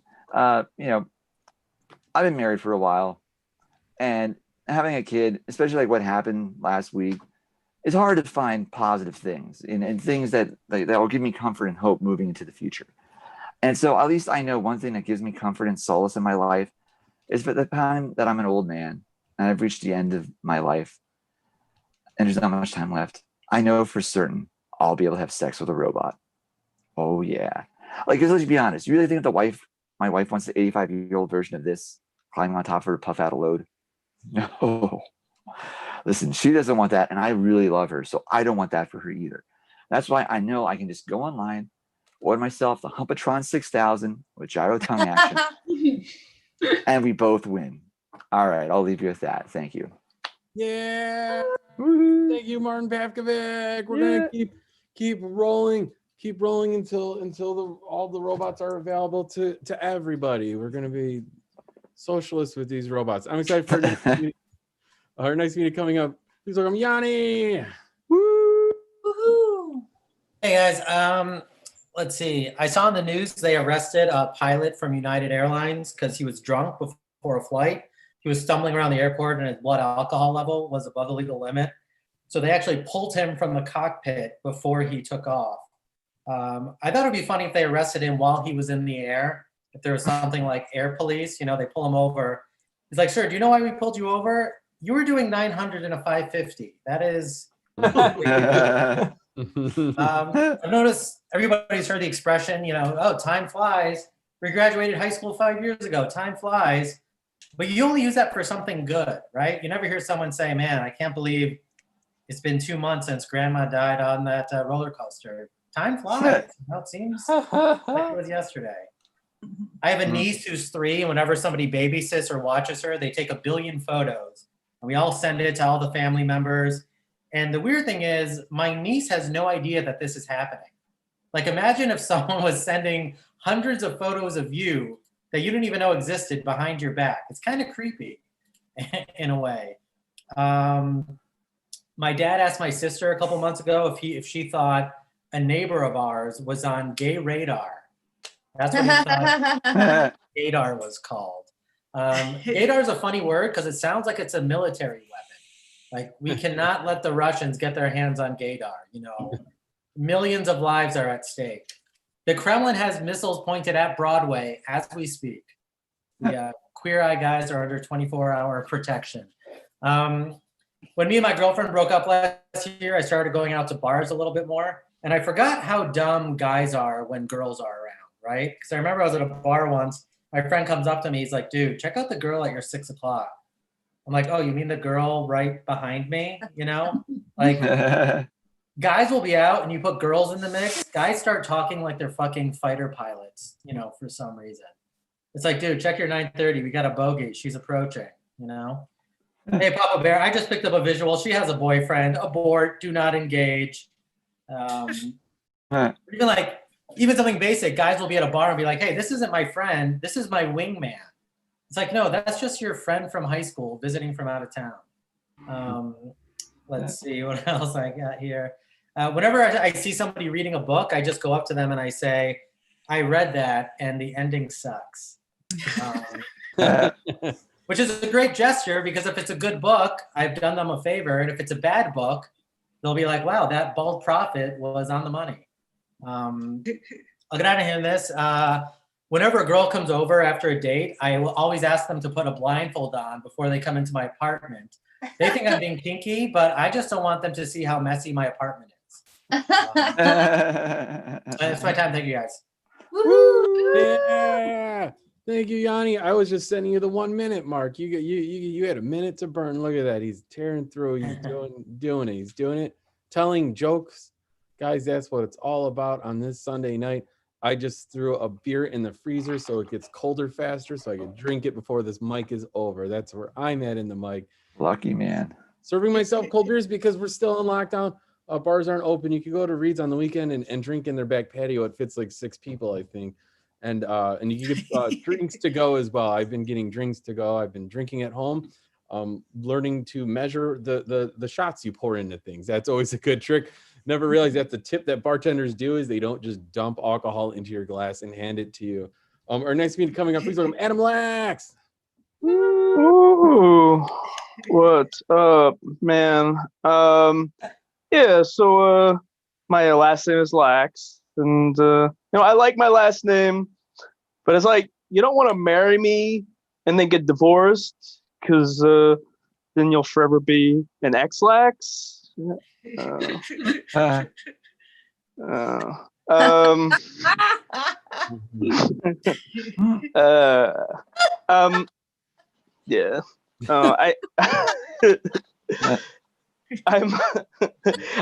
into camping. Anyone else like camping? White people, that's your cue. And like when you go camping, like for a weekend, you always got to be prepared, right? Like you have to have enough booze to last at least like a few lifetimes. I don't know.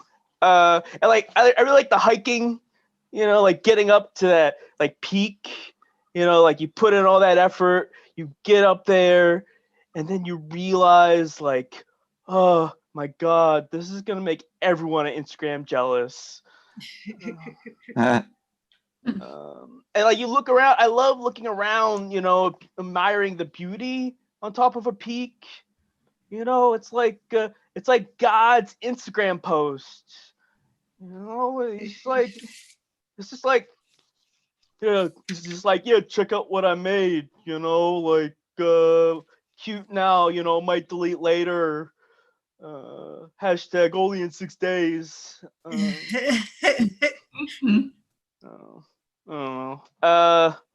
see. Cool. Yeah, I'm thinking about changing careers. Because like what time, pandemic's a great time to change careers. You want to know like how you become an Instagram influencer? I guess like I know like I gotta work on the cleavage, but like is there a program I can enroll in? Is it like an ITT tech thing? You gotta be like bonded and insured. Like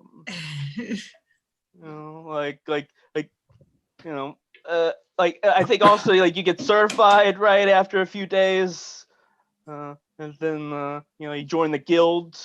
Right, the Instagram influencer guild. It's called the League of Sexy Do Nothings. I don't know. Actually, like that's not my ideal career. Like I think my ideal career is to be a trust fund recipient. But like how do I do that? Like, do I like have to like return my parents? Okay. I have to return my parents for like new ones. Like I'm like taking them back to Kmart. And I'm like, oh, I'm so sorry.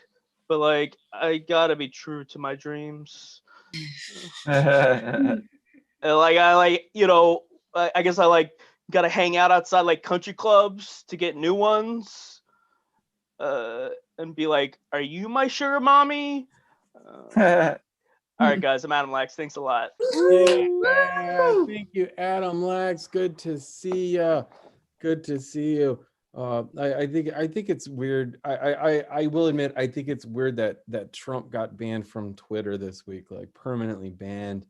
I Yay. think they should have just throttled him, like just let him send one tweet a day, just so he had to focus all of his rage and all of everything he was feeling into that many characters just once a day. And not tell him which one was getting published. Just Twitter selects which one's going out. So let's I don't know. That's what I want to do. That should have been good. Our next comedian coming up from Chicago. Please welcome Lauren Harsh. Yay. Hey, fuckos. I too am part of the Have Jokes About My Last Name Club. Yeah, people ask me from time to time if Harsh is a stage last name. It is not. It is in fact my government name. And yeah, a while ago, yeah, a boss at an old job was asking me like, oh, what country is that from? Oh, it's Austrian. Oh, then why isn't it spelled Harsch? As if I had anything to do with this choice. So I told him it probably was at some point, but then when my ancestors got off the boat, the old-timey immigration officers were like, hey, that's almost funny, but I bet if we change the spelling to make it like the English would, this family will get the same bad jokes about their name for 7 generations. Yeah, and I decided that if I ever came into fuck you money, I would just get some kind of building named after me, so all of the bad jokes would live on after my death. Yeah, I watch a lot of Star Trek, and I love how for the franchise's entire history, it was completely normal for humans and aliens to have sex. Yet until pretty recently, they expected us to believe that all of the characters were straight. Oh, these men will have sex with alien women, but not human men? Grow up. I mean, come on.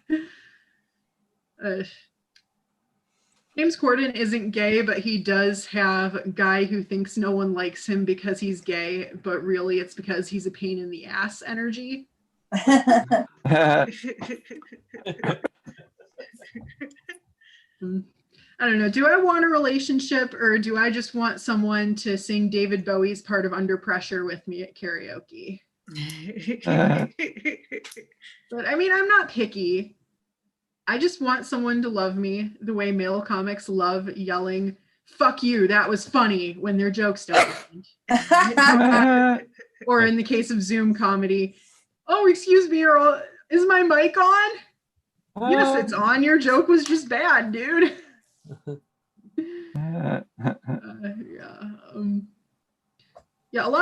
I'm non-binary, and a lot of cis people suggest gender-neutral words for stuff that are the corniest shit I have ever heard. Like, no, I'm not going to ask my aunts and uncles to call me their nibbling. My brother's kid is sufficient. I'm not dating anyone right now, but if I were dating someone who referred to me as their kiss friend or date mate, I would break up with them because we are adults. Kiss friend.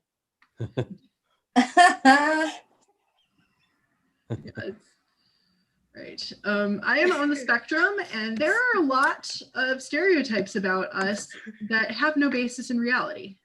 Like that we can't make friends, that we're all either 8-year-old boys or asshole math professors, or that it's better to polio than to end up like us. but there's one that I've found to be true in my experience. We like trains! And honestly, can you blame us? I mean, have you seen trains? Trains are the coolest thing. I mean, you don't have to do anything. You just get on and they take you where you need to go. I love them. My favorite train is the TGV, the high-speed train in France. Yeah, you can just look out the window and everything's zooming by, but it doesn't even feel like it's going that fast. We need trains like that in this country. Oh, yeah, I'm done talking to you. I've been Lauren Harsh. Yeah, Lauren Harsh, I love it. I like the last name bits. My former co-host, Mike Coffee, who I mentioned yesterday, has great name bits. Mike Coffee. It sounds like my coffee, so there's a lot of puns there. My last name is just like two random words thrown together, two body parts. Really, it doesn't make that much sense to me either. We're gonna keep rolling through this and stop doing name bits because I don't have any good ones. And looking at the rest of the list, I don't see too many. Oh no, well, there could be one. There could be one more name bit I see. So let's hold off for them to do a good job on it. In the meantime, the guy with two first names, Gregory Matthews. Oh God, yeah, I have two first names. It's awful. I feel like Lauren is talking directly to me. She's the fuck you. That's funny. Is my mic on? Asshole math professor. That's check for me. We have is my mic on? We had a guy in the math department named Jerry Funk, and your email address is your first initial, your last name. So he was gfunk@luc.edu, which was awesome. Anyway, so I didn't do this last week, so I have all these capital jokes all wrapped up, ready to go. So I just want to start my set by tipping my hat to the MAGA hat Capitol rioters. Spending 20 years in federal prison to own the libs. Just there are no words to describe your dedication to the cause. Whatever your cause is, I salute you guys. Consider me owned. Now, I know I look like a guy in a Michigan militia who's a little bit too into the Civil War and writing manifestos, but I promise you I was not in Washington on the 6th. I was here taking care of my children. But you ever think about what if the QAnon people are right? How awful would that be? Because then they would get to gloat and there would be a pedophile ring running the government. A pedophile ring running the government is really, really bad. But I'm a white liberal male and being wrong is much, much worse. It's the worst possible thing. Is my mic on? I can't help myself. It's been a tough year. I've got 3 kids. There's COVID. Trump has been happening for 4 years. Sometimes I'm trying to sleep and I go to really dark places in my mind and it's hard to think of anything that makes me want to keep going. And then I remember that the Trump pee-pee tape might exist. Where the fuck is the pee-pee tape? Where is it? I want to see the pee-pee tape. So my wife was right again. I told this joke to my wife and she told me that no one cares about the pee-pee tape. And she said, you think about the pee-pee tape more than Trump does. And that's the only funny joke you can make about the pee-pee tape. And so now I have to go back to when I eventually go to bed, I'm going to have to tell her she was right again. So it's going to be an awful night. All right, fine. I'll get rid of the pee-pee tape jokes. Where is the pee-pee tape? Give me some hope. You guys may be familiar with the Q shaman or the horn moron. He's the guy who was wearing the horns during the Capitol siege. Yeah. Reading his website and he had so much. It says, quote, my ability to memorize lines is only rivaled by my ability to perform improv and make it appear as if my lines were memorized. He was this aspiring actor and he was saying my ability to memorize lines is only rivaled. Oh my God, he can memorize lines. This guy should be the next Bond. Someone called George Clooney. Hi, George. You've been replaced. We found a guy who can get this, memorize lines. So you're out of Ocean's 14. We're gonna replace you with the horn moron. This would be like I'm a math professor, or as Lauren likes to say, an asshole math professor. I see you, Lauren. And this is like me going into a job interview and being like, hi, thank you for taking the time to interview me. I think you'll find that I'm uniquely qualified for this position. I am able to do things like easily distinguish between numbers and letters. And this is rivaled only by my ability to do addition. And if that's not enough for you, you'll also notice on my resume that I once committed a federal crime while not wearing a shirt and wearing a fur hat with horns. Give me the job, please. I'm a white man. Give me the job. Okay. That's how white men think. I deserve this. All right. I have 10 seconds left. So there was 4 people who died, and one of the guys died tasing his balls. And look, I know this guy didn't die tasing his balls, but if the right gets to believe things that align with their world, get this. A guy tased his balls and died while storming the Capitol, and that is a fact. Thank you. I'm Greg Matthews. Try not to live stream yourself committing a federal crime this week. Thank you, Gregory Matthews. You started breaking up right at that. That's it. I'm done, Mark. Took it over from you. I'm now drinking. I was talking about tasing my balls. Tasing his balls. I have a Yingling Hershey's beer. It's a chocolate beer. I don't know. It's not even available in Illinois because we have standards here.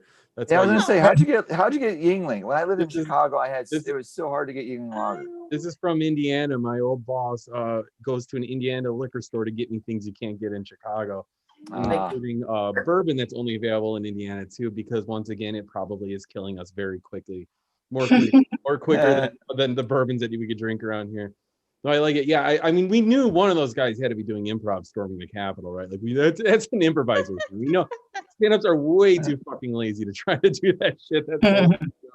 Yeah, and yeah, we wouldn't have flown in. We would have drove in too. We would have drove home fine after that if it was stand-up comedian as well. No, I like it. I like that a lot. I'm just gonna introduce our next comic. Where are we at in the list? Oh yeah, please welcome Young Vigilance. Yeah, hi Mark, happy to be back, and yeah, thank you for sticking around for the last few people. Yeah, is that a Chinese wine or Asian wine? I'm just curious. Okay, so I was very excited about 2021 because I feel like finally we can get past this pandemic thing, right? 2020. So 2021 is supposed to be a vaccine year. And then the for 1 week, okay, first week of the new year, what we almost had a civil war, right? And then the second week out here, we had a windstorm. So like 100,000 people, no power. So I was staying, this is my 5th night in the hotel room, doing a mic in the hotel room. So I feel like, life is uncertain, life is short. I don't know what's going to happen to me. So if I have some secret, okay, if I have some closet, I need to come out. The time is now. Because here it is. I have been a secret lover for ramen noodle for a long time, guys. Yeah, ramen noodle. Yeah, I don't know why people give a bad rap about ramen noodle. It's like, is it cheap or it's not healthy or something? I just, for so long, I don't know. I think it's from the ramen noodle. First time I tasted, that's first time I liked, probably 20 plus years. I just felt so embarrassed to admit, feel ashamed to even tell people. Yeah, when my Chinese friend come visit my house, they're looking for things, like green tea or something. They try to touch the cabinet and say, don't touch that.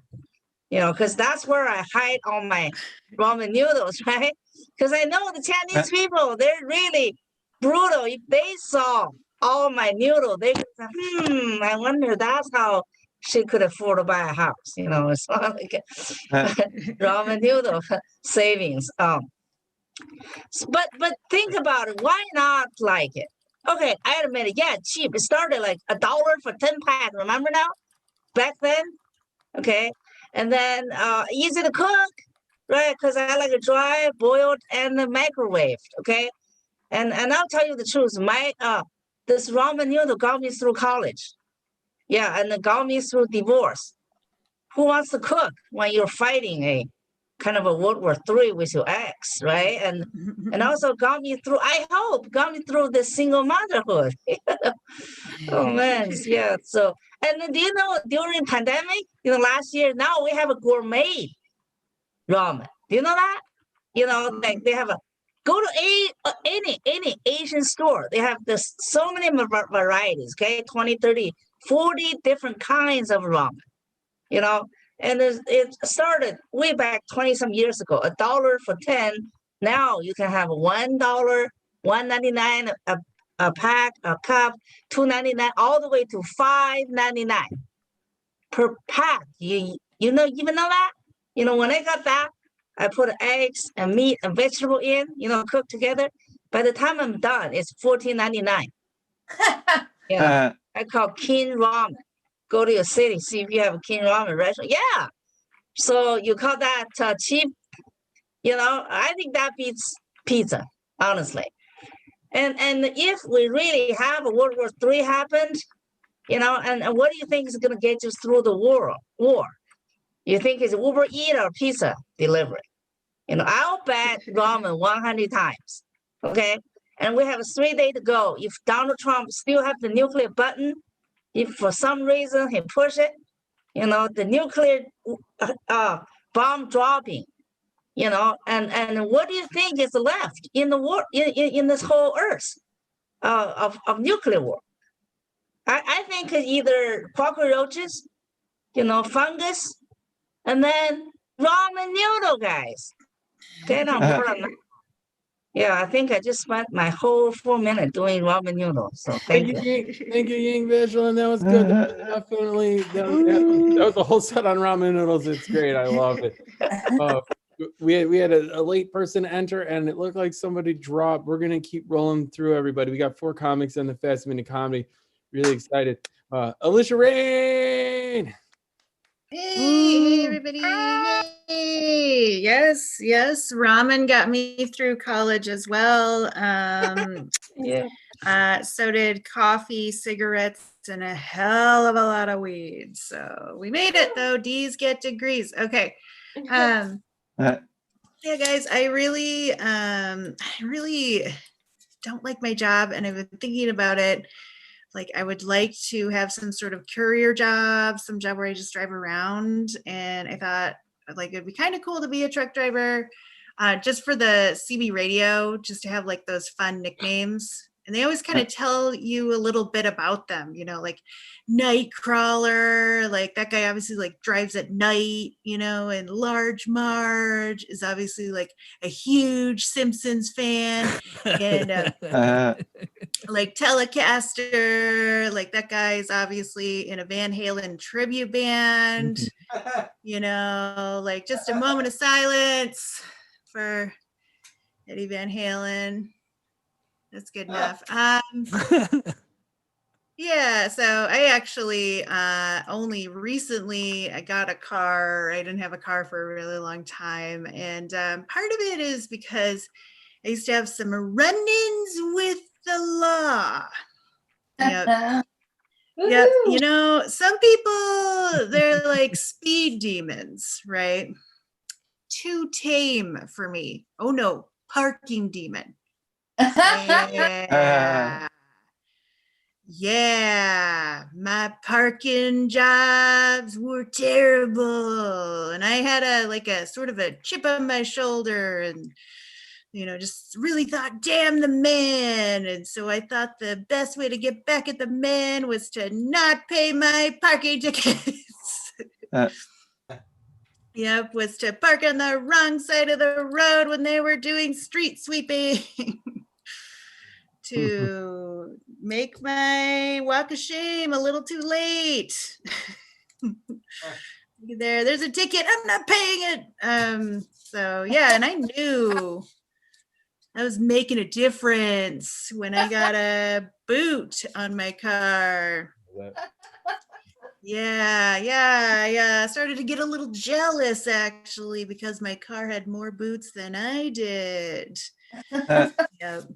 Yep. And I knew I was making social change when I got towed for the 3rd time. It was like, didn't quite have enough money that 3rd time. And I finally had to be like, I fought the law and the law won.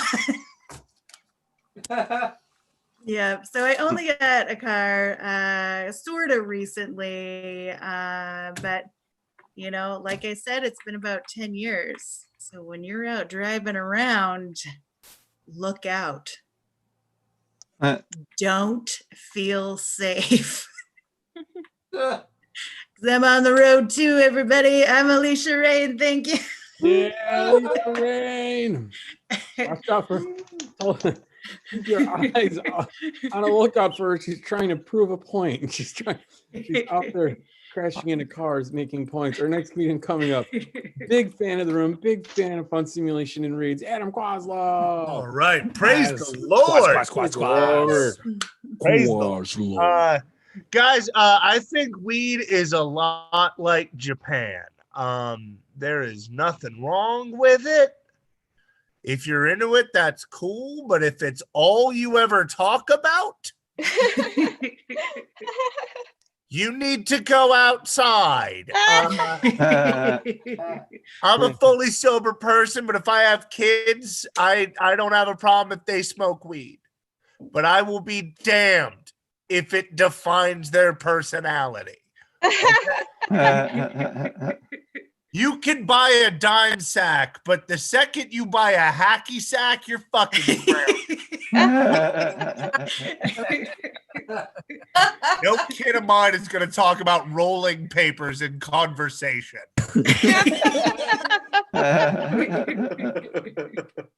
had an interesting week. I found a friend of mine on a porn website.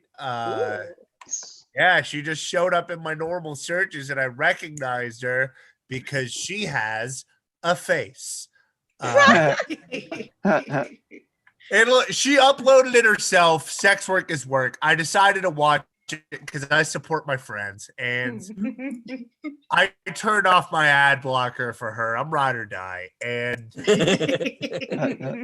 I don't know how to tell her that she got the fetish wrong. Like, how do you tell somebody, how do you tell a friend that you tried to masturbate to her, but couldn't do it because you felt disrespected? Like, I don't want her to feel insulted, but I felt insulted. I'm white, so I listen to a lot of rap music. I like it because it's up front with you. Like, you know that song Wild Horses by the Rolling Stones? Yeah. Yeah, you know what that song is about? No. It's about Mick Jagger's girlfriend overdosing on heroin. And the only way to figure that out is by interviewing Mick Jagger. Meanwhile, does anybody here know what the song Gold Digger by Kanye West is about? About a fucking gold digger. If Kanye wrote Wild Horses, my girlfriend overdosed on heroin would have been the second line. And there are a lot of people who hate rap music. They're like, well, rap music is all about fucking bitches and drinking lean. Yeah, have you ever heard of music? I was raised on classic rock. Every classic rock song is about sex, drugs, or having sex on drugs. Like Gotta Get You Into My Life by the Beatles. Beautiful love song, right? Yeah, great song. Wrong. It's about drugs. Paul McCartney smoked pot for the first time and wrote a love song that's happier than actual love songs. And it's not just rock music. My dad would play Miles Davis in the car all the time. His music doesn't even have lyrics. Look me in the eye and tell me it's not about heroin. People say, well, raps are always talking about fucking my girlfriend. I'll give you that. Guns N' Roses never wrote a song about fucking your girlfriend. They do have a song that includes the audio of Axl Rose fucking the drummer's girlfriend. I think that's worse. Because when rappers talk about fucking my girlfriend, they're just creating a fantasy where I have a girlfriend. So I'm glad she liked your flip-flops, Future. Bye. Sam Quaslow. Fuck yeah, Quaz. Get it, dude. Woo. Fucking get it, Quaz dude. keeping his Get chops it, in man. shape on the Zoom mics. Love to see it. Love to hear it. Our next comedian coming up, Josh DiDonato. Hey. All right. Let's see. I don't know. I've been watching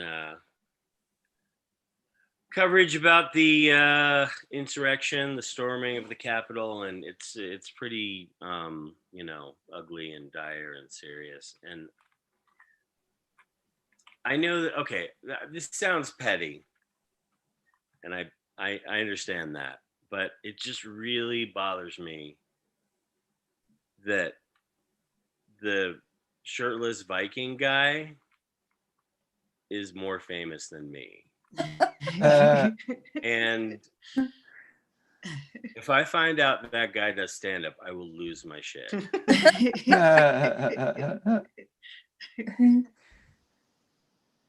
I've always kind of hoped that one day I would have more Twitter followers than Donald Trump.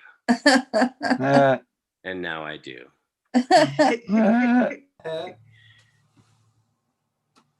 I also have another hope that like people just that someday when someone mentions Donald Trump, that somebody will say like, oh wait, who's that? And then the other person will say like, the guy from Home Alone 2. A lot of flags waved at the Capitol recently. A few different, maybe even wrong ones. And I don't know. I was thinking about the Star Spangled Banner, the theme song of America. And there's a line. There's a part that goes, and the rocket's red glare, the bombs bursting in air. And I'm not a bomb expert, but if the bombs are bursting in air, they're not hitting the targets. They're exploding before they hit the people you're bombing. I just feel like you're not doing a good job there. You know, I just feel like that's not something that you celebrate. You know, maybe the original line just had the bombs hitting their targets, but it just didn't well, you know, just like, and the rocket's red glare, the bombs hitting those British scumbags, you know. All right, yeah, there's just,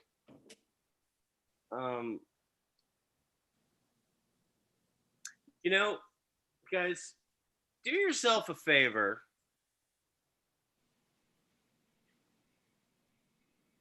I don't care what it is. Just just pick something. Just, do something nice for yourself. Thank you. Good night.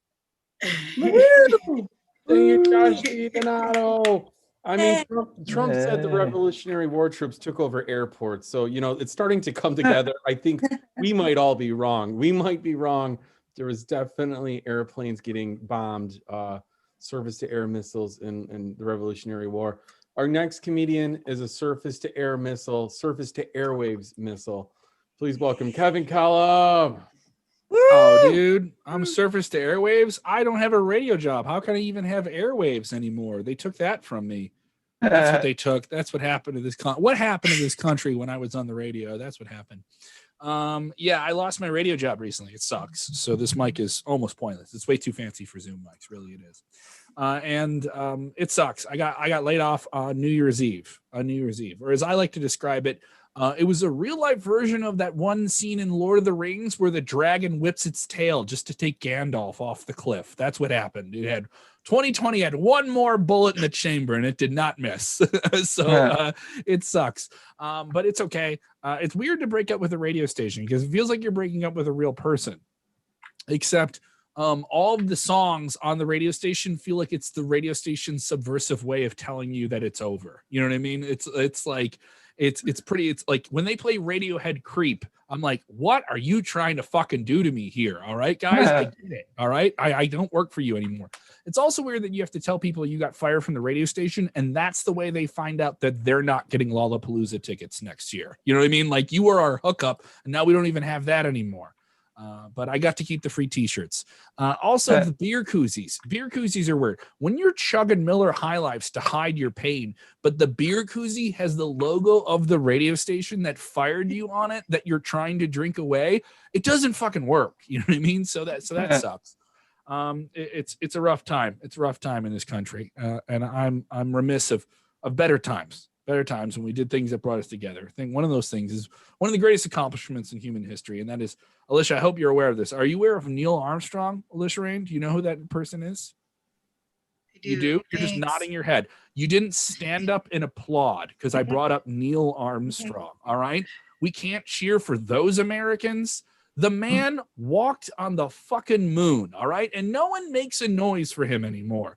The man took the penis of humanity, broke the hymen of the stars, and no one does anything. It's still like, well, I wouldn't swipe left on that. You know what I mean? Like that's what it is now. Like, that still doesn't hold any water with anyone anymore. Another thing is, he took a burden. Everyone thinks he did this cool thing. No, he took a burden. And the burden was he had to come back to Earth and be an Earth person when he was the fucking moon man. All right. All right, he has the MTV Video Music Awards named in his honor. The trophy is him, and he never wrote a fucking song. All right, think about that. All right, he had to come back to Earth and sit in traffic in a fucking sedan on the Houston Expressway like a dork. He rode a rocket with more gasoline than any car has in it right now. All right. And then he had to come back to Earth like a fucking dork and have his kid ask him to bring him to a Star Wars movie. And then he yells at his kid and said, I live Star Wars and I won. All right. That's his life now. That's what he has to deal with. And then also he has to get into fights with his neighbor. His neighbor Steve puts his head over the fucking fence. He says, Neil, look at this brochure. Look at the brochure, Neil. Look at this. A Caribbean vacation cruise. The oceans are so blue there, Neil. Look how blue the oceans are, Neil. Hey, Steve, I know how fucking blue the oceans are in the Caribbean, and I've never been there because I've seen all of the water on this planet at the same goddamn time. Let me flip this lawnmower over and jump into the blades to escape this awful world. So that's where I am right now. Thanks a lot, guys. Kevin, so the Earth is flat. That's what you're saying. If you could see all the water on the Earth at once, it's just a disc. There you go. Neil Armstrong, OG flat earther, dude. Neil Armstrong, OG flat earther, went up there and proved it, and he's been silenced since. Also, airplanes in the Revolutionary War. Someone's yelling. Someone is not happy. I'm uncovering the truth. I heard someone yelling. Who said flat Earth is not a thing? Some Karen in the other room is very angry. What are you? What kind of mic is this? Who are your comedy friends? I don't like them anymore. I'm talking about the Earth being a globe.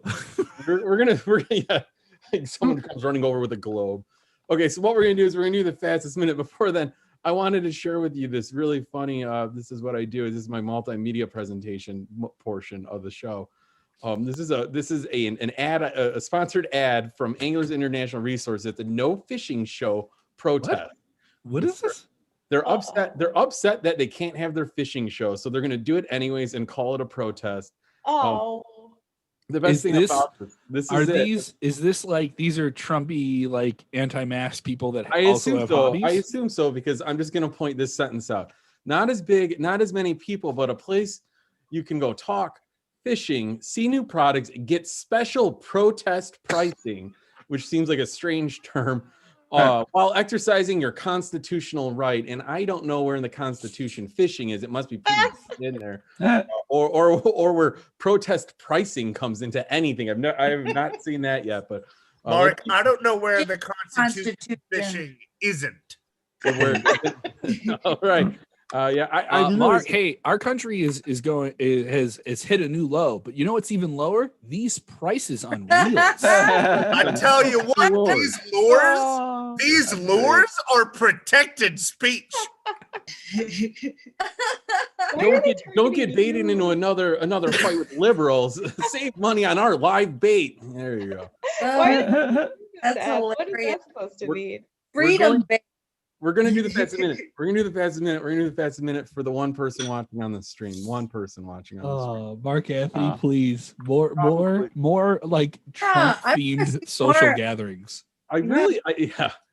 And I think it says on there, it says, we hope to see you there. Mask and sanitizer will be on hand, but please bring your own. So they're kind of like anticipating that some people will maybe wear masks, which is that's great. That's great. But it's in Don't tread on me, but do tread water. Yeah, they have plausible germ deniability. That's what they just did. Plausible germ deniability. Yeah. Publicly, that's what they're saying when they get there. It's a mask free for all. You know what else is a free for all? The fastest minute comedy. We're gonna roll through this. Build the wall. Praise the Lord. Praise the Lord. Our first comedian coming up. You know what I do? I go through this really quickly and I just put a spotlight on you. There's no list. So just kind of be ready. Turn on your camera. Our first comedian, I think, if I'm doing this right, is Andre Madarno. Go. I think it is possible to be friends with people you disagree with politically. Just don't talk about politics, but not all of them. Like the people who storm the Capitol are not fun in any situation. But regular people, the only time you talk about politics, just ask them at the beginning, like, why do you vote Republican? And if the answer is, I love money, they're probably fine. If it's like literally anything else, they're definitely not.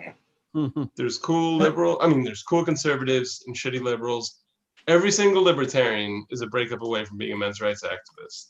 Two cool libertarians in the world. Kurt Loder from NTE News and my friend Justin lives in Asbury Park.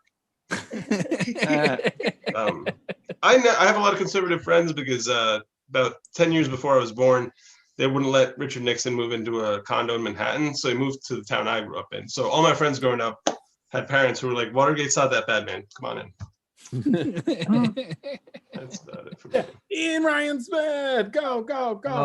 Man. So there's more musicians that I like that are racist. Ariel Pink. He is a meth man. He went on Fox News, and now the right wingers on social media are like, hey, let's listen to this true patriot, Ariel Pink. Let's listen to his music. Now, these are guys who are used to listening to like Tim McGraw or Ted Nugent, and now they're going to start listening to Ariel Pink, who is a man who wrote a song called Menopause Man, a song about a man wanting to be a woman. They're going to get a fucking culture shock out of that. They're gonna be like, oh, maybe this guy isn't so. Anyway, I hope my other favorite musicians aren't racist. Like, God, I hope MGMT's not racist.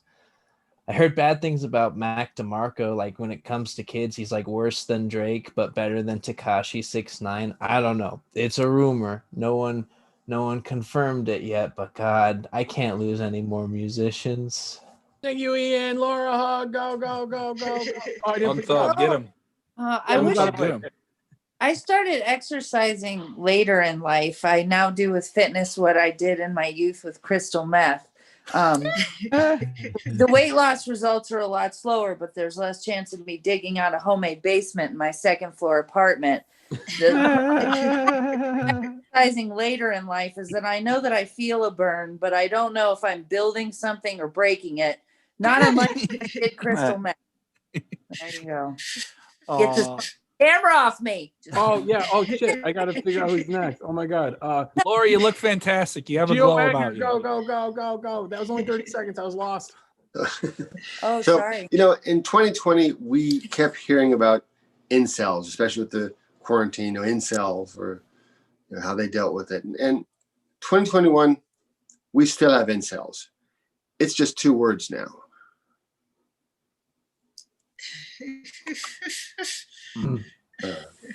I know that one takes a second, but I am looking forward to when this all finally ends and we get back to normal and we can see people's smiles, we can read their expressions, and we can accidentally spit on them as we talk. I just missed it. All right, that's my time. Yeah, Petty Man's Oh, go, is it go, me? go, go. Is it me? Yeah, like the attempted coup, like it was bad. But what was the worst thing is they stole the Gloria song. Like, you know the song where it's like, Gloria, you're always on the run. They stole it. And now I love that song before. And now if I like it, I'm a fascist now. I used to listen to it to like get myself ready for like stuff in the morning and just now they've taken over all the YouTube comments. That's the real tragedy. They turned a pop ballad into a fascist anthem.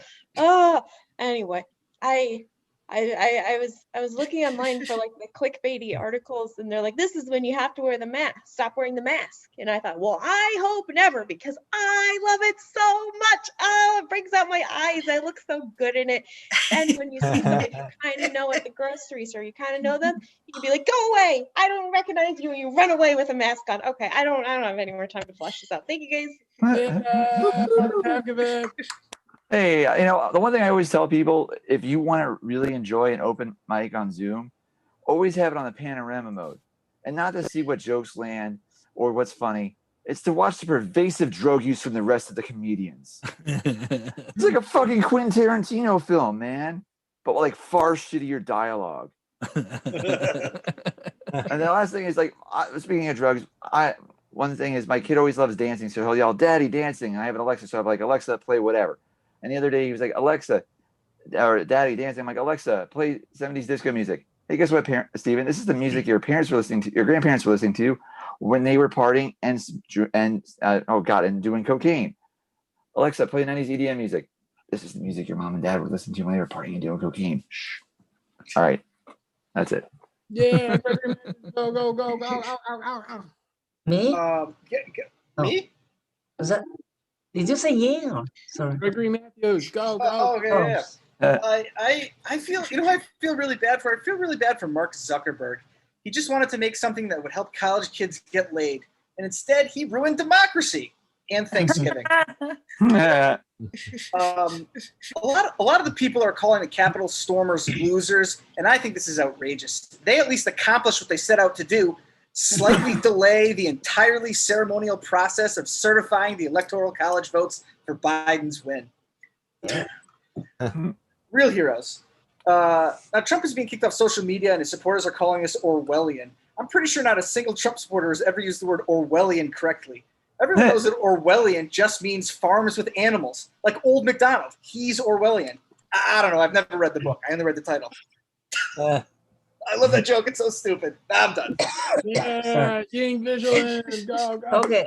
I'm sorry. So I'm single mother. I have a 17-year-old son at home. High school. So when high school started, he came home one day and called me bro. Sorry. Sorry. Oh my gosh. Corona. Uh-oh. Okay. So I'm going to pass. Okay. Sorry. It's okay. Sorry. Sorry. Oh. I'm going to mute myself. Are you okay? Alright. Jeez. Oh God. She's all right. This is a rough. Yeah. Well, maybe we should go to someone else. Or the next comedian, Alicia Rain, will come back. We'll come back to you. All right, Ying. Hopefully you feel better. Yeah, I was a little surprised, but I want to go ahead and give a huge "you're welcome," Kevin Kellum. I'm so glad I could be the stand-in for that beer koozie for you. Like I'm desperately aggressively in need being of human affection. mansplained to. I'm like, all right, cool. Like, that's so neat. I don't know, guys. I was just out of nowhere, Alicia, you know who this guy is? I'm like, guy. I have one approach, Alicia. I'm sorry. I have one approach. It's just guttural screaming. Everything. All right. Well, I think that's it. All right. We all know about Jackie Robinson, American hero, broke baseball's color barrier. I don't know about you guys. I was taught about him in school. But there's 4 major sports. He's the only one who broke the color barrier that they taught us about, right? Like he broke the barrier in 1947. They never tell us about the guy who broke hockey's color barrier. You know when that happened? 1958. It wasn't even about racism anymore. They were just like, yeah, guys, we need somebody. The other sports are looking at us weird. It was a guy named Willie O'Ree. Now, the thing is, Jackie Robinson, right? They had to pick the right guy. They had to pick somebody who was definitely going to be a star player, a five-tool guy. He could hit. He could field. He could run. He had power. The guy who broke hockey's color barrier was blind in one eye. They was like, look, Willie, you can skate kind of. Just go out there, okay? We need this. 2 for 1. They have the first handicap player too. Let's go to Vigilant. We'll check back in. Are you What? okay? Ying, Yeah, you I'm there? good. I'm good. You want me to finish? Yeah. All right. So now I'm called bro. A new routine is good morning, bro. Right? So come home from school. What's up? What's up, bro? You know, if I say something seriously, bro. You know, if I do something, what's up with that, bro? And my son, only time he called me mom. He's like, is dinner ready yet, mom? He said, what is for dinner, mom? So when I hear that, I'll just say, I don't know, bro. Why don't you cook your own dinner, bro? So that's my joke. Yeah. Thank you, guys. Thank you for patience. Power through. Where's my Power Kevin? through. There's Kevin Cullum. Yeah, go. Hey everybody. Yeah, I'm aggressive. I only know one volume, and it's just, and it is. I wouldn't call it loud, Alicia. I would call it. Can someone please listen? The worst volume I have in communication is the silence. The silence. I need to fill all the gaps every day, all day long. You know, that's where things stand. I know life isn't good when I have a nephew now who tells people I don't have a real job. Like he's gotten to the point by telling other kids at school that this uncle does this, and I don't know what he does, but it's not a real job. You know, like when you saw that people were making money off video games on the internet, and you still have to like have it explained to you. My 10-year-old nephew says that with what I do. But is he funny? I don't know. It's a thing he's doing. That's a 10-year-old explaining it to other 10-year-olds right now. So when someone who's really into Minecraft is telling you to get your shit together, it's time to get my shit together. I think I'm pretty Mark, back to you. Yeah, thank you, Kevin Cullum. Thank you all for attending the fun simulation. Brought to you by Anglers International Resources. Come to the Protest Fish Show. Please don't cancel me. I forgot that the owner of Yingling, his last name is Yingling, is a Trump supporter. This is the last one I'm having. Oh, jeez. Had to look it up. Got to cancel everybody. Cancel culture, right? That's I really fair. Ying's right here. That's her beer, dude. You don't have to. I know. That's what sounds like. Fucking know you're gonna sleep tonight without your My Pillow.